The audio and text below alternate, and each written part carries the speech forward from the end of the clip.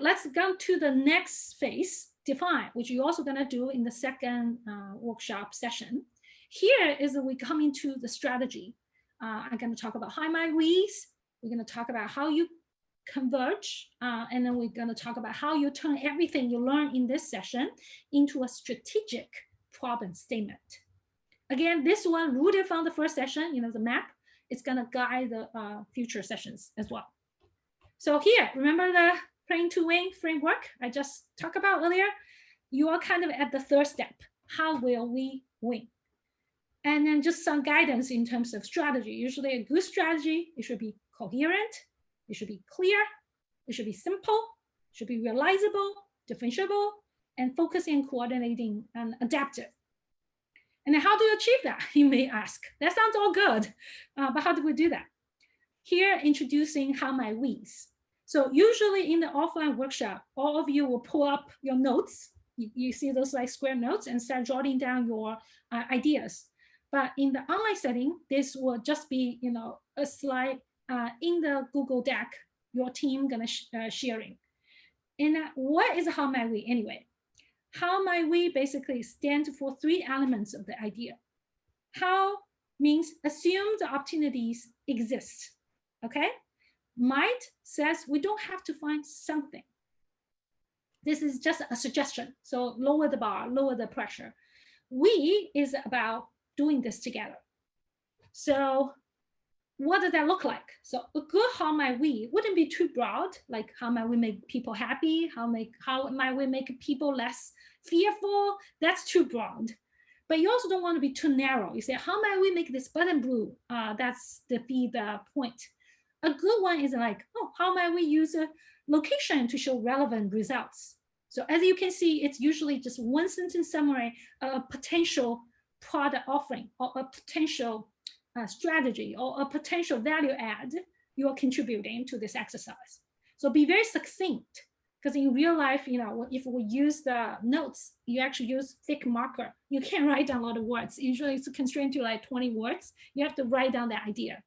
But because you don't have to write a lot, in one note, you can actually write a lot of more notes.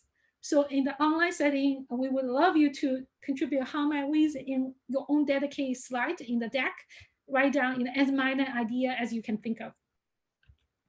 And then when you're going through that process, one important thing to think about is, this is kind of like a guideline for product design.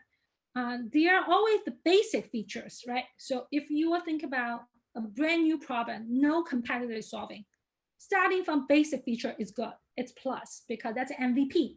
That's much easier to prototype. That's much easier to test. But let's say, no, you actually start with a problem that there are competitors are solving. Then, as I said earlier, there are usually two ways to tackle that. One, you want to be better at cost saving or at performance. Hence, you can talk about performance features, right? How can we save their cost 10 times more?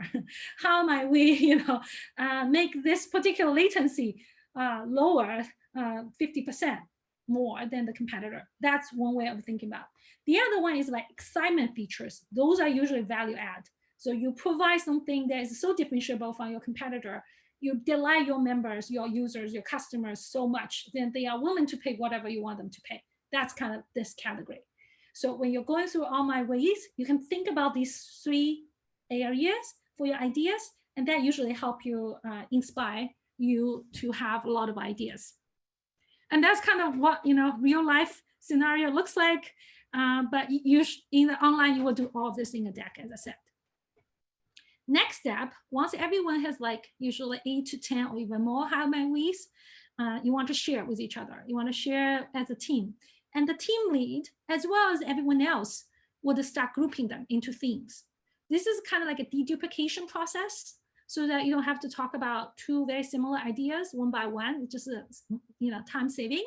But once you have themes, you can start seeing, actually we're seeing 5 or 6 major strategy emerging. Now, how do you decide? So actually, skipping one slide. As a team, you should actually vote. Give each other 2 or 3 votes. Depends on how many themes you have. If you only have 6 themes, 2 votes each person is sufficient. But if you have like 20 themes, you probably need like 5 votes. So each team can decide themselves, but this is a conversion process. Once you finish the voting, you will start seeing, oh, maybe I only have 1 or 2 winning. And this is where you enter the last phase in this particular segment. You want to ask all the teammates, all of you, to write down your own version of the problem statement based on the converged how my weeks. And then there's like several gray area. I leave it open. That's kind of the template. You want to write down your strategic product statement, based on this template. Think about your target customers, target industry, the core problems, the current market alternatives, the proposed strategy, which is really important. What do you try to do? Some sort of a summary of the high-level capability you want to provide. And then you also want to talk about who are you competing with, right? And then also talk about what the current sort of capability the company already have and what you want to build in the future. So the 4 aspects of this statement that is really important is 1, segments of the structure of the industry, which the past analysis hopefully will help you. The value that customers and channels really want and what they really gave value. And also think about the capability, the cost structure, and the competition. And here's a few examples. Because of time, I'm not going to go through it, but again, I will share this deck with the Slack channel later. So when you as a team want to come up with a statement, but kind of dry, you can use those examples to inspire yourself how you write that statements. All right, here is a breakdown. You can use that during the session. Now let's get to the 3rd phase.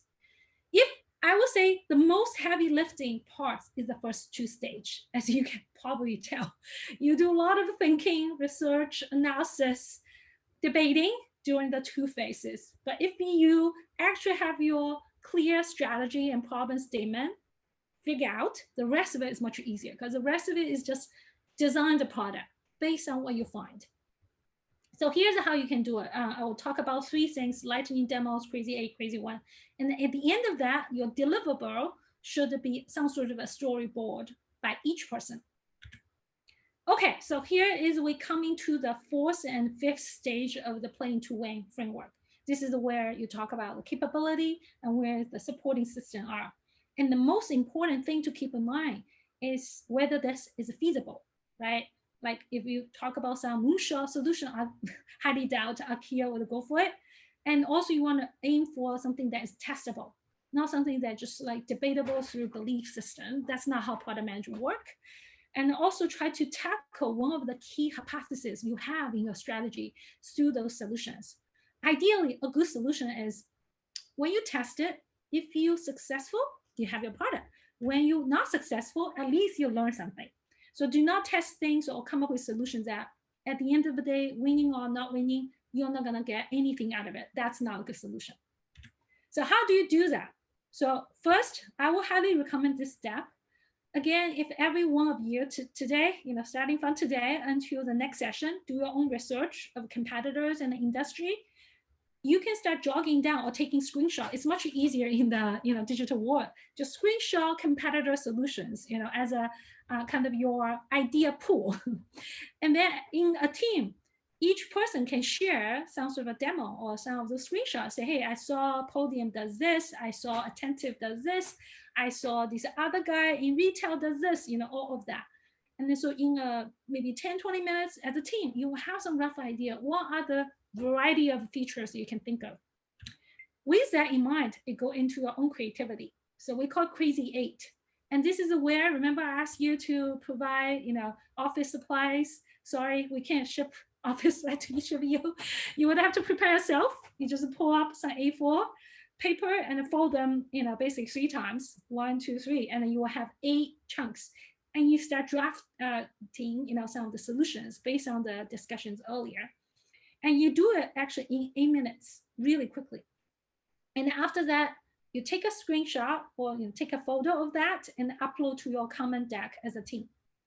And then you share with each other, have some sort of a, lingo around towards each other what they do. And then you pick one of your crazy 8 yourself and draft a much more in-depth So you sometimes it will end up to be like 3 slides. If you can only do 1, that's fine too. And this is where you go to the more in depth in your solution design.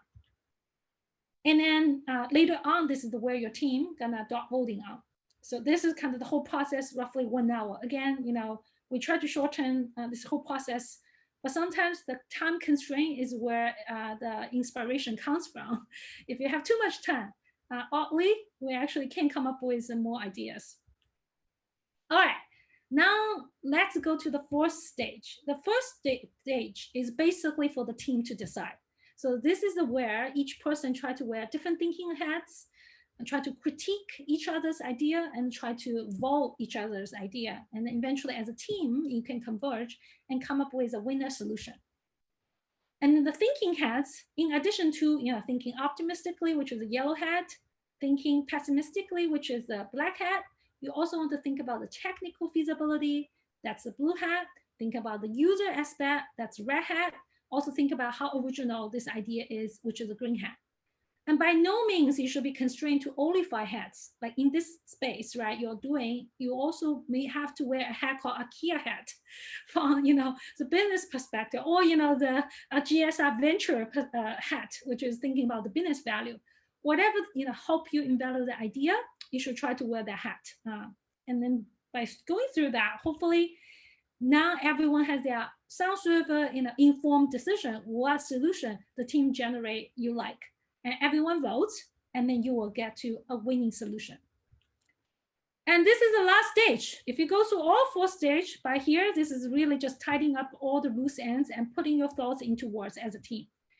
And then your deliverable will be the final pitch for the last session.